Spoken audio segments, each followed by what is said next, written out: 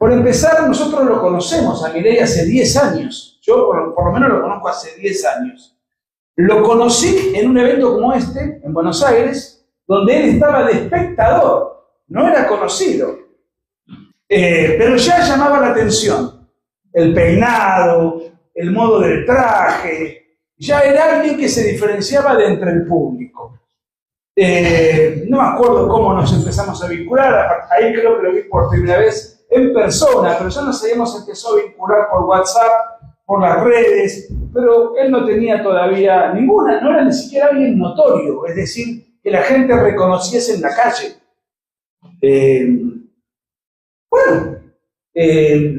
De alguna manera los que estábamos en la batalla cultural éramos Agustín y yo, pero conocidos dentro de determinado ambiente, no masivamente.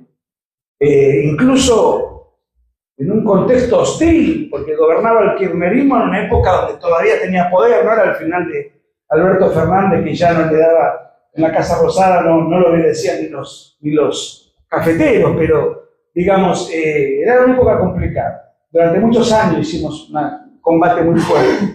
Pero Milei, viviendo en Buenos Aires, hay un dicho que se le atribuye a un cantante argentino, que quizá lo conozcan, Miguel Mateos, que tiene una canción vieja, no sé, no creo que haya sonado acá, que dice que Dios atiende en todas partes, que Dios está en todas partes, pero atiende en Buenos Aires.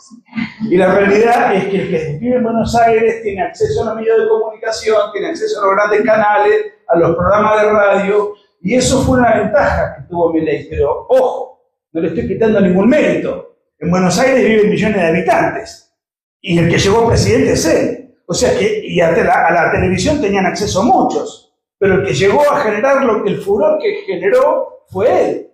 Y es un furor que hoy trasciende la frontera de Argentina. Entonces, era el momento de sacar un libro sobre Milei. Entonces, ¿cómo repartimos la cuestión? Primero, llamo a la editorial, propongo el libro, la editorial enseguidísima se puso a disposición, le gustó tanto la idea que me quería adelantar regalías. No, tranquilo, yo lo que quiero es saber si ustedes nos dan el ok, así no trabajamos de gusto. Sí, métanle ya. Antes de la Feria del Libro lo tenemos que tener listo, la Feria del Libro era en mayo. Mi compañero estaba paseando por Tokio, que ya era de un viaje personal que él tenía, y yo le mando a Javier, le cuento cuál era nuestro proyecto, y se entusiasmó, y le digo, lo único que yo te voy a pedir es que me des 2 horas una entrevista. Pues yo podía sacar un montón de entrevistas de otros de las múltiples que dio. Pero, y obviamente hay fragmentos de esas entrevistas en el libro, pero yo quería una personal donde haya material que no existiese en ningún lado, una fuente de primera mano, un dato original. ¿Cómo se divide y se estructura el libro? La primera parte del libro tiene rasgos biográficos que surgen de la entrevista y donde voy, de ahí voy disparando y sacando un montón de datos y voy narrando y relatando, y tiene que ver con el Milei niño, muy maltratado por sus padres, severamente maltratado por sus padres al punto del destrato físico. De hecho, él tuvo con sus padres peleado mucho tiempo, ahora afortunadamente creo que ya no, pero siempre tuvo una relación complicada. Y él era muy niño. Una vez incluso estuvo internado como consecuencia de esa severidad en el trato. Y él me lo dice, pero eso a mí me ayudó a tener una tremenda resistencia a la presión. Esa atmósfera hostil, en lugar yo de apichonarme y vivir llorando, me hizo más fuerte interiormente, me dio un carácter. Después empezó a atajar de chiquitito y llegó a jugar en primera división. Y no sé si acá en el sur con el frío se juega al fútbol, pero los que hemos jugado al fútbol siempre mandamos al arco al más patadura. El arco es un puesto relativamente desacreditado. Y digo, además, por tu personalidad ofensiva, agresiva, y yo diría intimidante, yo te imagino un delantero, ¿no? Y él me dice, yo lo veo de esta manera. Primero, el arquero es el único de todo el equipo que se viste distinto. Yo diría que Milei es el único presidente que se viste. El arquero es el único que tiene atributos que no tiene nadie del resto del equipo. La puede tomar con la mano a la pelota. Es el cálculo racional que me hace para darme la explicación de por qué es arquero. Puede haberme dicho que me gusta atajar y lo tenía habilidad y ya está.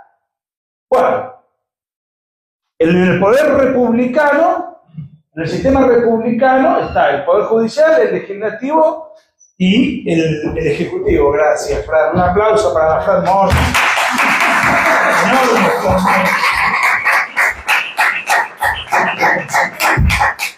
Nos peleamos siempre con Fran a ver quién es más de derecha.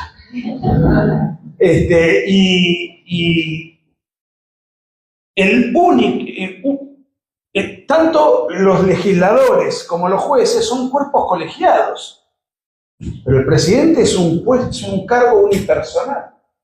Solamente es reemplazado cuando viaja por la vicepresidente. Pero además, me decía, el arquero entrena solo, pero hay un dato muy importante que pone de manifiesto su psicología. El arquero no se puede equivocar. Uno está jugando en el medio, hace mal un pase, le sale mal un córner, cabecea mal una pelota, pasa. Ahora el arquero se le escapa la pelota y es gol. No solamente es gol, podés perder el partido. Y si le va mal a Milei, ¿a quién le van a echar la culpa? ¿A los diputados, a los gobernadores? ¿Le van a echar la culpa a los jueces de la corte? ¿Le van a echar la culpa a Milei? O sea, es alguien psicológica y emocionalmente preparado para soportar la máxima presión y asumir la máxima responsabilidad. Fue cantante de rock y de ahí frustrado. Si lo han escuchado cantar se han dado cuenta por qué fue frustrado. Pero lo cierto es que él era es un fan acérrimo de los Rolling Stones. Nació en el 70, o sea que tiene 54. En octubre cumple 54. Y cuando empieza a adquirir, deja el fútbol porque tenía que estudiar en la universidad y no le daban los tiempos. Empieza a estudiar economía y, eso le cambió la vida. Ese mundo académico lo encandiló y fue cambiando de posiciones. No pensó siempre lo mismo. Y todo eso lo vamos viendo hasta que lo más interesante es cuando aparece el Milei famoso. El Milei que empieza tímidamente a ir a los medios. Empieza a ir tímidamente a los medios. Y un periodista que ya murió, no sé si lo ubican, acá se ve algo de televisión argentina. ¿Lo recuerdan quizá de nombre a Mauro Viale? Bueno, algunos. El padre. Le dice, mira, vos sos muy inteligente, no sé qué pasa, no tenés que dar explicaciones largas de economía. Tienen que ser cortas y cada palabra tuya tiene que ser una bomba, un misil. Tenés que impactar y generar un graph en la pantalla. Le quedó grabado eso. Yo soy testigo de un episodio personal. Una vez la Corte Suprema de Justicia había liberado a 2 militares y todo el mundo repudiando el hecho y el único que lo defendía era yo. Y me llamaron de un programa que era relativamente parecido a Sin Filtros, Intratables, quizás lo conozcan.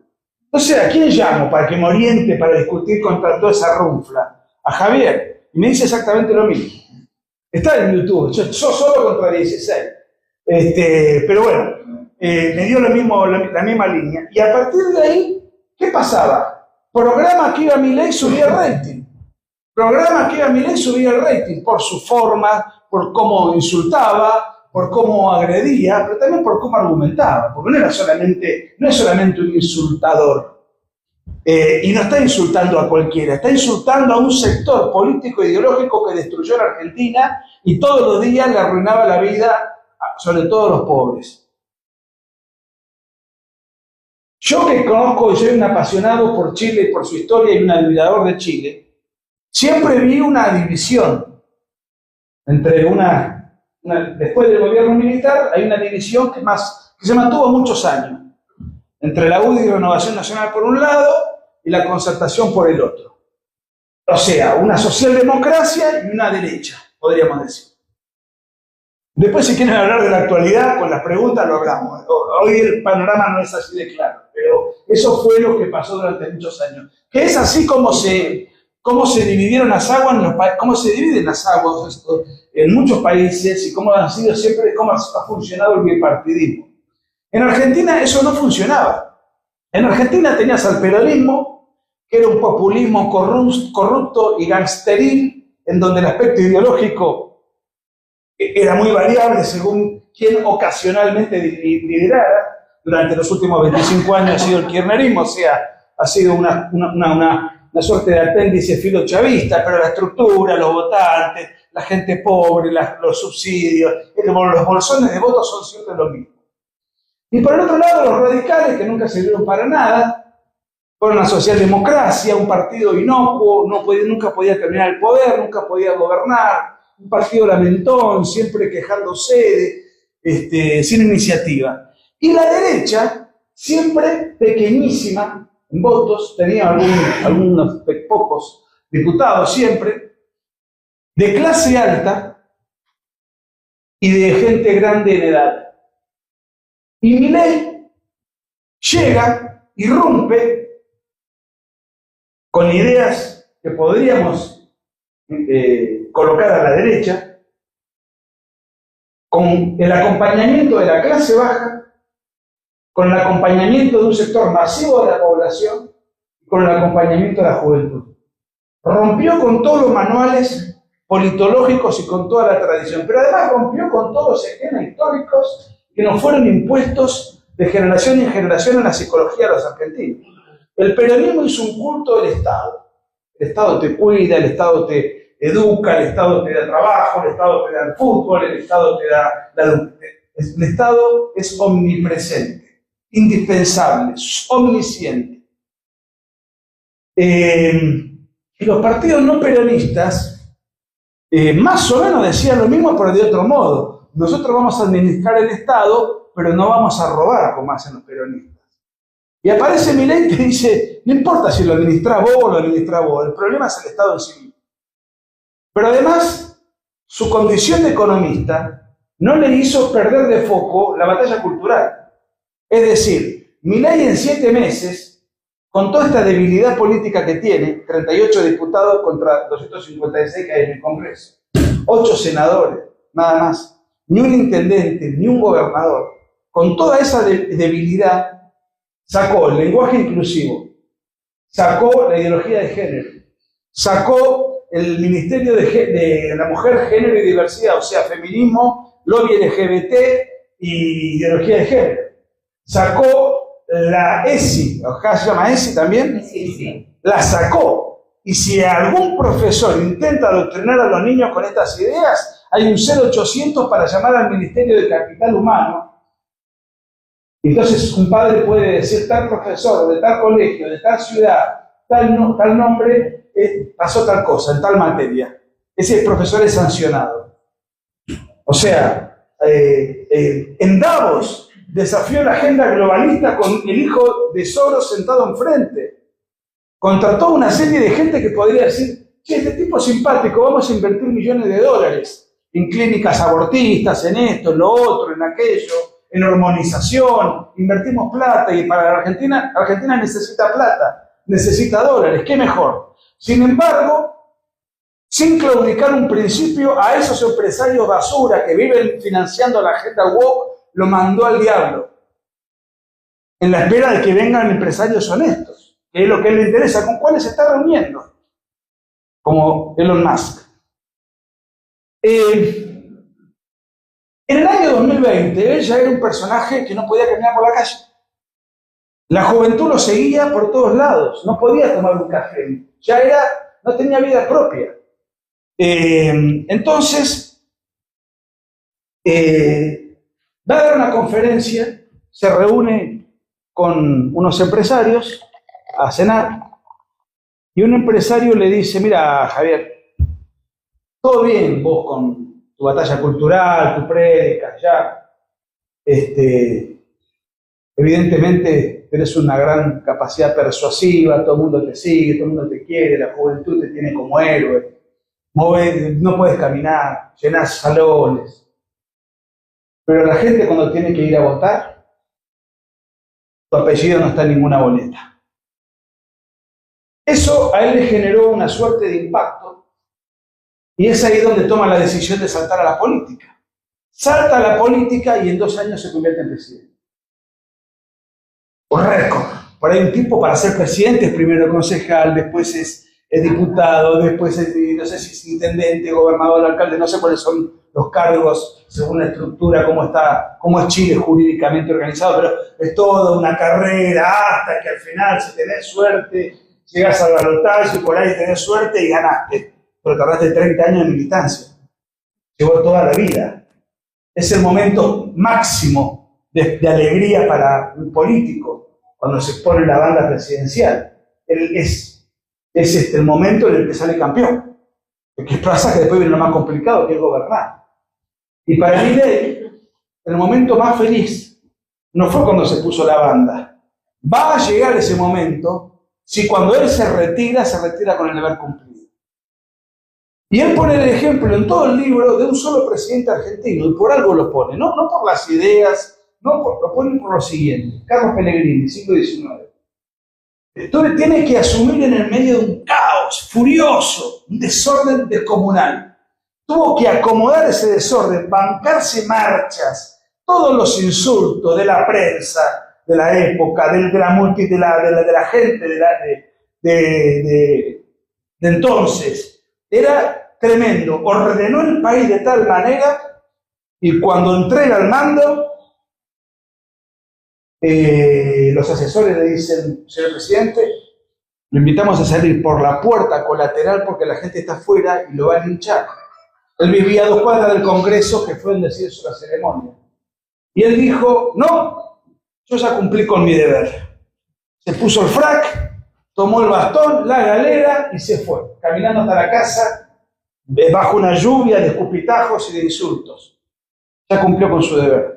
5 años después, la Argentina era el primer PBI del mundo. Ya con ese rumbo, llegó a ser la 6ª potencia mundial. Hasta 1942, diría yo. ¿Qué pasa en 1943? Un coronel da un golpe de Estado. Se llamaba Juan Perón.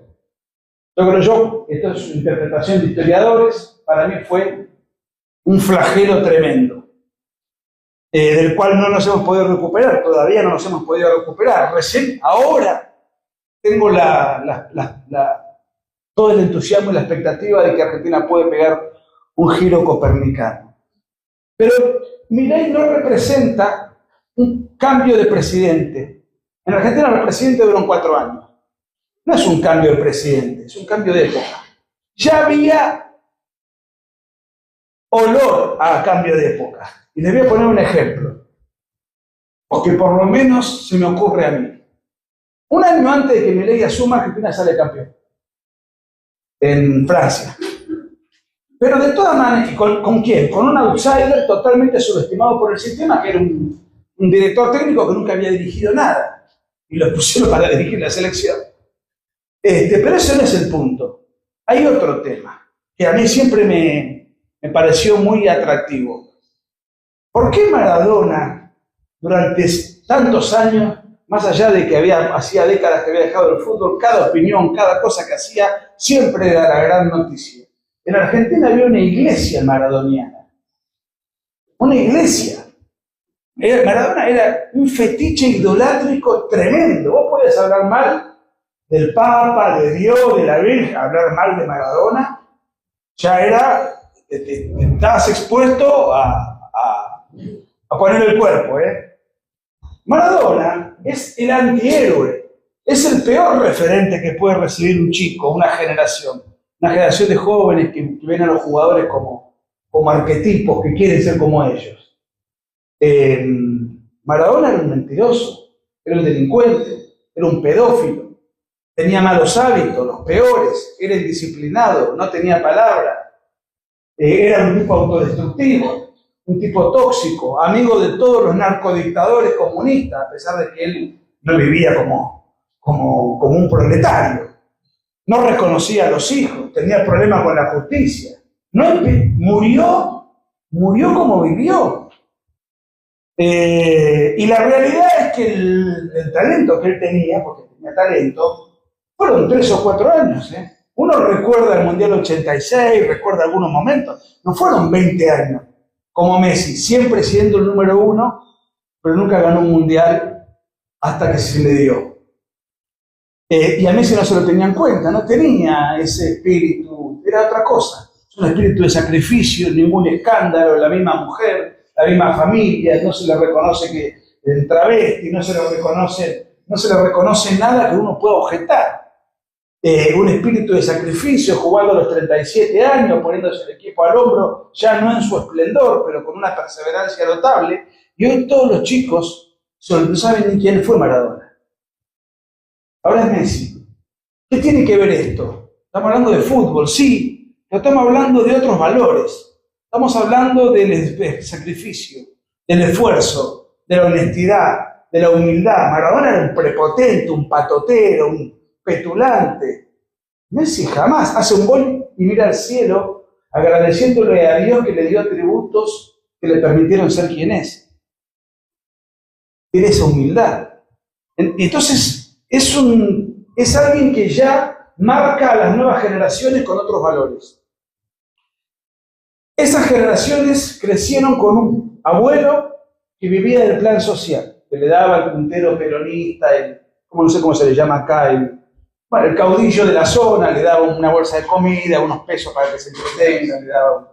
Y entonces lo mantenía en el contexto de una miseria confortable, le daba lo básico para subsistir.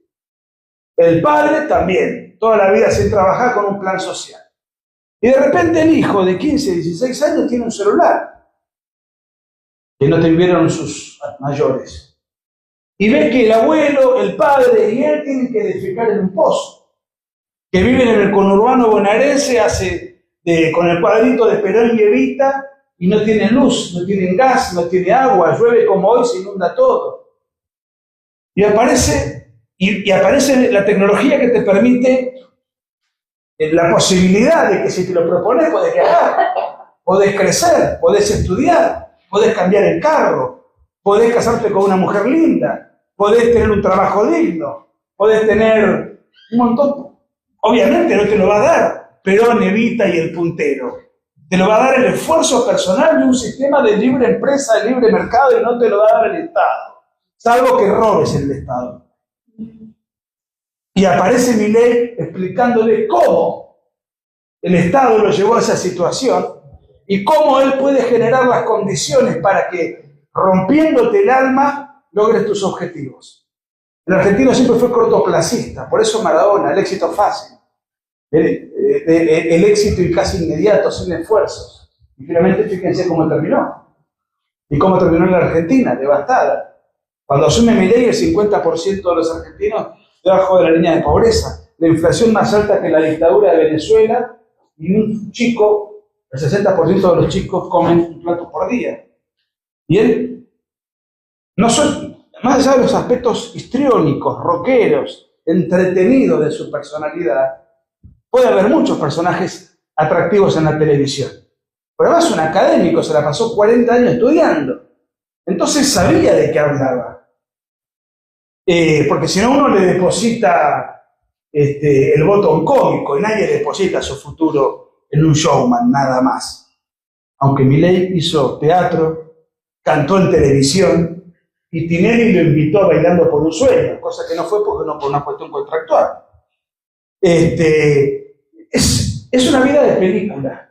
Cuando él se decide ir a la política, tenía una sola diputada, Victoria Villarroel, que hoy es la vicepresidenta. Con eso, con fiscales amateurs, sin experiencia política, sin dinero, sin estructura, sin intendente, con una campaña de demonización enorme que incluía las peores acusaciones y barbaridades, desde que tenía incesto con la hermana hasta lo que se les ocurra. Lo peor se le atribuía. No le pudieron probar ni que no tenga la patente del auto al día. Nada. Entonces, ¿por qué uno hace este libro en el fondo? Por 2 razones. Primero, porque sé que sus ideas son inclaudicables. Las ideas de Milei están explicadas en la segunda parte del libro, en un lenguaje hiper sencillo para entender hacia dónde quiere ir, qué ideas tiene, qué autores lo marcaron y hacia dónde pretende llevar la Argentina. Eso lo explica Marcelo en la segunda parte, pero Milei no está ensayando un experimento de lo que a él le parece que debería funcionar. No está experimentando. Él sencillamente toma los ejemplos que han sido exitosos. Toma parte del fenómeno chileno, del fenómeno alemán, mucho de la Escuela Austríaca de Alemania, de los países que han prosperado. Y si Milei logra estar 8 años en el poder y tiene un congreso fuerte, por el año que viene hay elecciones de medio término, distinto del sistema de voto legislativo en Chile que Argentina. Si logra eso, y logra ser reelecto, y tenemos 8 años de Milei, yo me permito anticipar que se va a hablar del milagro argentino, como en su momento se habló del milagro chileno, del milagro alemán, del milagro japonés, que no son milagros. No es que bajó la Virgen María y nos salvó a todos. Se le llama así, palabra que mucho no me gusta, pero así se entiende. Pero además, cuando uno hace una biografía sobre un presidente, el otro día una zurdita por Twitter que hizo una biografía por Cristina me bloqueó y claro, hizo una apología y que Cristina tiene una condena por delincuente más todas las otras por las cuales está arrinconada. ¿Cómo volvés después en tu vida de escritor, tu prestigio, tu futuro, tus próximos proyectos, con qué credibilidad vas a una editorial cuando hiciste la apología de una persona confirmadamente delincuente condenado por la justicia? Cuando uno hace y se juega y pone el nombre y el apellido por alguien que todavía no empezó a gobernar. Bueno, porque lo conocemos hace 10 años, sabemos de lo inclaudicable de sus ideas, del temple de su personalidad, y a mí me constan cosas que no vienen al caso, de su honestidad. Entonces, obviamente, si no consigue los votos, si no consigue un montón de cosas, a lo mejor no le va bien. Pero que las ideas buscó aplicarlas y la honestidad y lo incorruptible de su persona y de su moral, eso ya me garantiza que yo hice un trabajo y que no voy a quedar con los dedos en el enchufe. El libro podrá gustar o no, las ideas de Milei podrá gustar o no, y además hay otro dato. La Argentina la está pasando mal, pero él dijo, si a mí me votan, van a tener que seguir sufriendo, No es que ustedes me votan y van a tener crédito, estabilidad monetaria, van a tener trabajo digno. Esto va a ser muy bravo. Y al final del cruce del desierto, y que vamos a llegar con la lengua afuera, va a venir una luz detrás del túnel. O sea que hay otro cambio de época. El argentino siempre votaba al que le prometía de inmediato un beneficio. Acá votaron al que te promete sufrimiento. Rarísimo. Otro dato. Que me parece que no es menor. Uno puede decir, y es válido, yo no estoy de acuerdo con las ideas de Milei. A mí no me gustan. Ok. Pero no hay un solo argentino que hoy te diga, hay gente que te lo dice, está bien, está con democracia. Pero no hay un solo argentino que te diga, Milei engañó a la gente. Prometió A e hizo Z. No, está haciendo lo que cumplió. Tal cual lo que cumplió. Vos decís, estamos mal. Sí, eso es lo que votamos. Eso es lo que prometió en campaña. Y vamos a vivir peor. Entonces, eso es una cosa muy extraña. La oposición no sabe cómo pararse frente a Milei.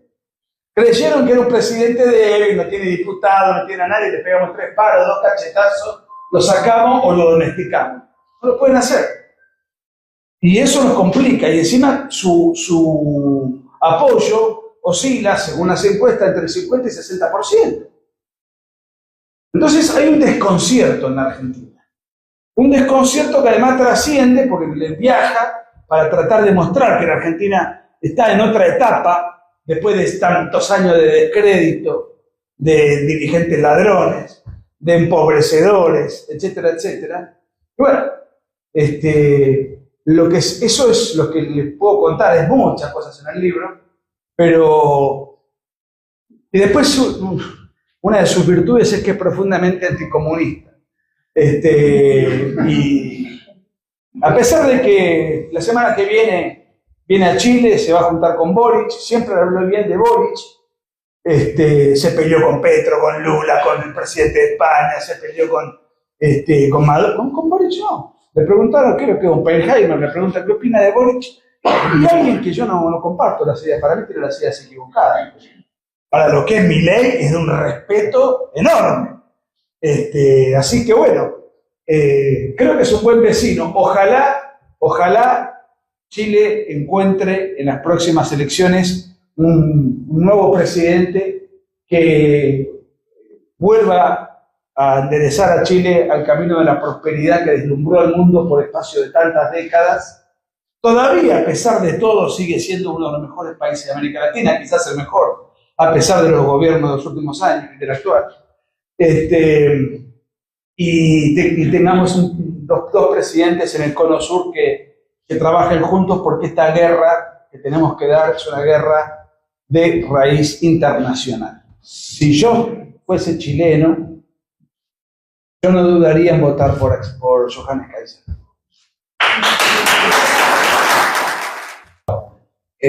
Mire, para comentar mi pregunta voy a retroceder solo un par de años atrás, hasta el 2019. Nosotros tuvimos acá el estallido social. El octubrismo. El octubrismo. Ocurre que logramos salir a predicar la palabra de Dios, como decimos en el Predi, y lo que nosotros decíamos en ese tiempo era políticamente incorrecto, ¿ya? Y fuimos muy pocas personas las que finalmente levantábamos la voz durante ese tiempo, y yo creo que son la mayoría de los que nos encontramos acá. Logramos salir adelante con el proyecto, contra el proyecto constitucional del Mamadacho, le decimos. Apoyamos una fuerza política también que venía con un sentido patriota a poder cambiar las cosas. Pero lamentablemente algo pasó en el camino. Entonces, hoy nos encontramos en el camino independiente para nuevamente seguir con esta lucha. Pero resulta que tenemos a un sistema partidista contaminado que nos señala diciendo que las personas que tenemos un pensamiento libertario, patriótico, conservador, no somos realmente independientes. ¿Quién le respondería tú a esas personas? Si a mí me acusarían de independiente, no veo cuál es el error, estoy fuera de la ley, estoy cometiendo algún delito, los partidos del sistema no me representan, soy un candidato independiente. Si llego o no llego lo decide la gente. Ahora, mis ideas son estas. Yo no soy un escondedor, un demagogo, o digo lo que la gente quiere escuchar, o lo que yo creo que a la gente me conviene decir, o lo que yo creo que la gente quiere oír de mí para aplaudirme. Entonces, para mí lo importante de un candidato es el contenido ideológico que lo impulsa a la militancia. Los libros obviamente tienen mucho de personal, pero cuando hablo de personal hablo de lo vivencial. Yo viví todo este proceso, yo lo conozco a Javier hace 10 años. Yo le hice un reportaje en la Quinta de Olivo, me quedé a dormir en la Quinta de Olivo. Me dijo, venite, yo vivo en Mar del Plata, 400 kilómetros. Me llama a las 10 de la mañana, estaba tomando un café a media cuadra de casa, me llama el presidente. Yo ya me sentía importante. Bueno, Nicolás, escuchame, venite a las 5 o 6 de la tarde, más o menos. Se los cuento. Lo cuento en el libro. Bueno, llego con el auto, no había preparado las preguntas, pero bueno, tenía que agudizar el ingenio. No tenía tiempo, armé un bolsito, me duché rápido, aire acondicionado, la música de los 80, que es la que a mí me gusta, nací en el 75, la ruta, toda marcha. Llego a las 17:40. Un protocolo así nomás, entro, están unos policías muy jóvenes, seguridad. Viene un chico muy amable y me lleva a la sala de huéspedes. En media hora, más o menos, te paso a buscar. Bueno, entonces voy y me dice, Nicolás, ¿trajiste malla? No traje malla. Ah, bueno, porque te está esperando el presidente en la pileta. Espera que te traiga una malla. Me trae la malla y me voy para una pileta preciosa, con un calor, febrero, mosquito en la Quinta de Olivo, bueno. Y yo me prestan la malla y lo veo él hasta acá. Estaba con el agua. Él eso encima un poquito más alto que yo, o sea que yo tenía que estar a punta de pie, y él estaba sin malla, así con un pantalón de gimnasia largo. Entonces, bueno, no me acuerdo si cómo nos abrazamos, hacía mucho que no nos veíamos. Me dice, mira, yo todos los días, después de trabajar, camino de una punta a la otra de la pileta, de un costado al otro, como una especie de ejercicio, que es bastante complicado. Parece una tontería, pero caminar 1 hora con el agua al cuello, uno mueve todo el cuerpo. Bueno, no te das cuenta cuando después te vas a dar una ducha. Así que estuvimos 1 hora y media, porque se pasó el tiempo. Terminamos, me voy a cambiar y me pasa a buscar el asistente con esos autitos de golf. Pues me dice, te espero 1/2 hora para comer. Muy bien. Digo, bueno, voy a comer con el presidente, es decir, habrá banquetes, camareros, cocineros, toda una infraestructura y aparte un invitado, bueno, muy bien. Estaba Milei, una chombita, y sí, estaba este muchacho. Bueno, ¿y qué quiere comer? Y si yo quiero media milanesa al horno, literal, y de tomar un vaso de agua. No tomó una copa de vino, no tomó una guarnición, una entrada, no tenía un acompañamiento de ensalada, no se tomó ni un café. Digo, si esto es lo que come el presidente, tampoco yo me voy a pedir un plato fastuoso. Así que me pedí una milanesa al horno, pero con una ensalada de zanahoria y huevo, como para darle un poco de glamour a la cosa. Y agua con gas. Así que bueno, a las 5 de la mañana yo estaba en la sala de huéspedes, ya me habían dicho, en una residencia de huéspedes, donde estaba, que no había nadie, solamente este muchacho y yo, donde estaba la heladera, o si a la noche tenía sed o lo que fuera. La realidad tenía un hambre de la gran 7. Entonces me levanto a las 5 de la mañana, me despierto con hambre. Me voy caminando hasta la heladera, abro la heladera, había medio yogur y media Coca-Cola. Así vive Milei, así vive. Así que bueno, volví y al otro día, 8 de la mañana, me llaman para desayunar. Y bueno, sí, vamos a desayunar. Voy y él estaba tomando una tacita de té y 3 galletitas de agua. ¿Criollitas se venden acá? 3, las conté. Con un pedacito así de queso blanco. Punto. Salí de ahí, me dimos un abrazo. Saco el auto y lo primero que hice fue ir a desayunar.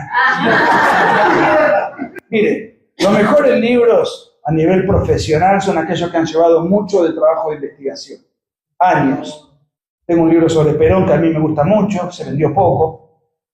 El libro del Che Guevara me gusta mucho, el de Allende me gusta mucho por muchas razones, porque en 200 páginas explico un montón de cosas que las nuevas generaciones de chilenos no sabían de lo que fue el siniestro gobierno de Allende. Bueno, o sea, tengo muchas obras, con mucho tiempo de dedicación, y esto lo hice en 2 meses. Entonces, es un libro muy militante, muy de catarsis, de trabajar 12 horas por día, a lo animal, pero digamos que yo no tenía que investigar, porque yo ya conocía lo que iba a contar. Entonces, lo que tenía que hacer era tener disciplina, poner la cola en la silla, usar la computadora y trabajar como un animal. Y creo que es muy divertido el libro, muy entretenido. Pero que sea muy entretenido no quiere decir que sea el mejor. Esto, como hay algún músico en la sala o que tienen algunas nociones de música. Bueno, fíjense que hay cantantes que hacen canciones con 28 acordes raros y son unas canciones aburridísimas, y Let It Be tiene 4 acordes. ¿No es así, profesora? O sea, el hecho de la complejidad no hace que la canción sea mejor o peor, pero digamos que es uno de los libros, es un libro muy entretenido. La segunda parte ya tiene mucho de ilustrativo, de pedagógico, de enseñanza de lo que es el libertarismo. Y Marcelo le decía al editor, yo no puedo creer haber escrito en 2 meses el libro. Acá Marcelo se le ha pasado, dice, es que vos lo venís escribiendo hace 20 años. Tuvo 20 años leyendo toda esa biblioteca. Entonces tuvo que sentarse y explicarla. Entonces lo que parece que uno lo hizo a una velocidad determinada, en realidad es todo un conocimiento previo que uno tiene que no tenía que investigar. Yo ahora estoy trabajando en un libro que me va a llevar un montón de libros de lectura. Todo ese trabajo de investigación no lo tuve que hacer. Así que bueno, no sé, es un libro de moda, pero en realidad yo hago un juicio sobre mis propios libros bastante tiempo después, porque cuando saco un libro estoy entusiasmado y lo quiero vender, y lo releo, y me entusiasmo, y me gusta la tapa, y le gustó al presidente, y entonces, y además, que el presidente lo tome como una biografía personal y lo regale.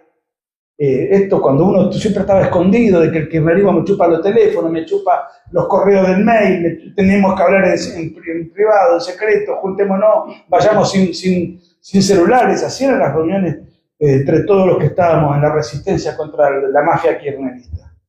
Entonces, bueno, nada, es una instancia de... Tiene un gran contenido con un gran entusiasmo y con un gran optimismo.